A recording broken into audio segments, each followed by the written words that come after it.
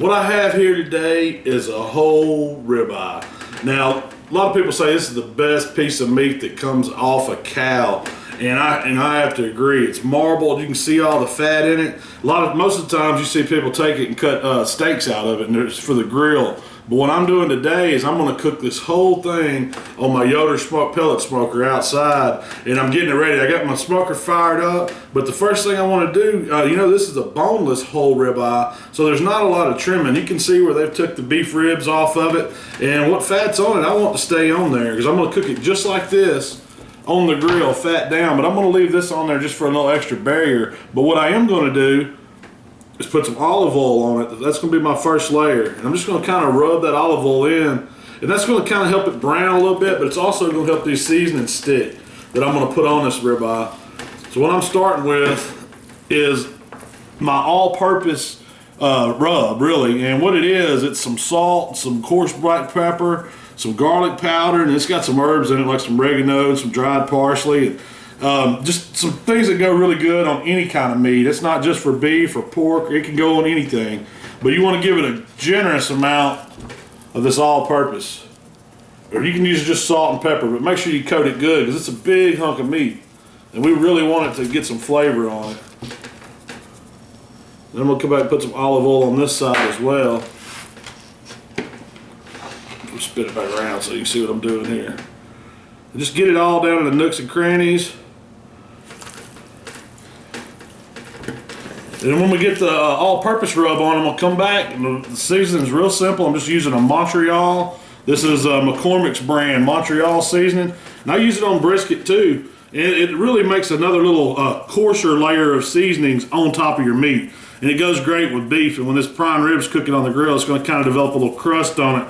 And that's where it's gonna be packed with flavor. Now, I'm not injecting or doing anything to change the flavor of the beef on the inside because the ribeye simply doesn't need it. It's got so much fat in it that it's just going to taste awesome. Okay, I've got the first layer of the all-purpose rub on it, and you can see it'll start soaking into the meat, pulling out a little moisture, but then I'm going to come back and I'm going to hit it with Montreal. And it's a little messy, so be prepared to clean your table up. That's all right, though. We're cooking. We ain't fooling around here. And this just gets a good layer. It's gonna make a crunch. This Montreal's got a lot of coarser grain salt and pepper in it. And that's what gives that bite.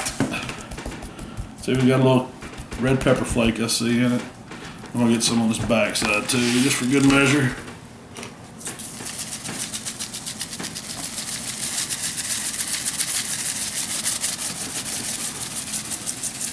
Alright, I'm out in my front yard. I got my YS480 Yoder out here fired up. It's lined out 250 degrees right where I want it. I'm gonna get this ribeye put on. All I'm doing is putting this guy directly on the rack, nothing else to it. And a roast like this is gonna cook about 15 minutes per pound. This one weighed, I think, right at 12.5 pounds. So it's looking at about 3.5 hours cook time.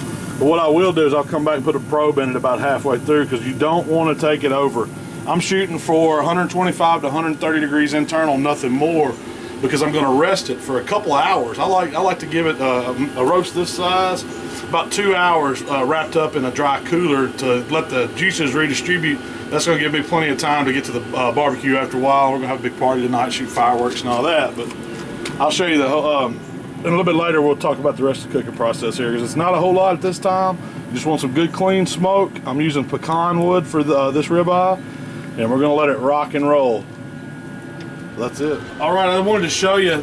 We've had this prime rib on or ribeye for about 2 hours. I think it's been about 2 hours 15 minutes. But I went ahead and probed it with my Polder thermometer because I really want to start keeping an eye on it at this point.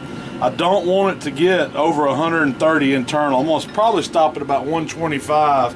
And it's probably got another 30 minutes to go. It'll be total cook time a little over 3 hours. But it's looking great. I just wanted to show you how I've got it probed.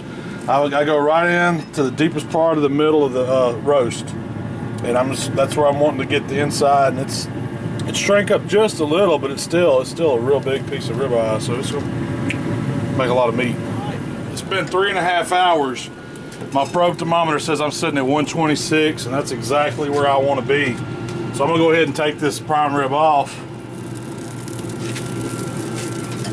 I'm gonna take it and let it rest in a dry cooler. I'm gonna get it wrapped up in some aluminum foil, but it looks outstanding. I can't wait to try this thing later on. But the most critical part is letting it rest.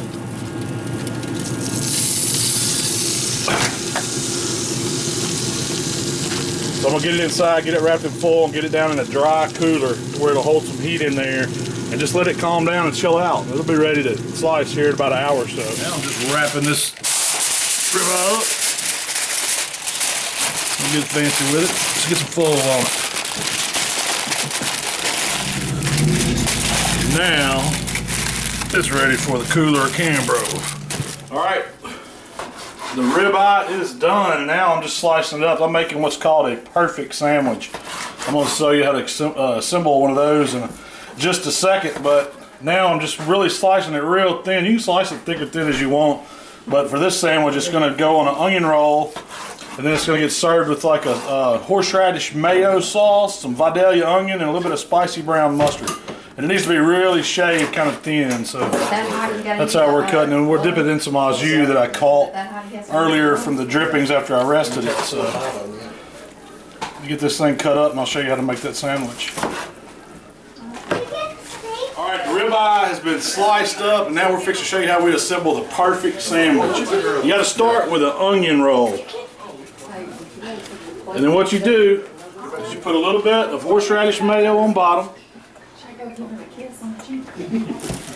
Come back with a little spicy brown, Dijon, whatever you like, on top. Then you come with some of the roast beef dipped in the au jus. You got to pile it up good too.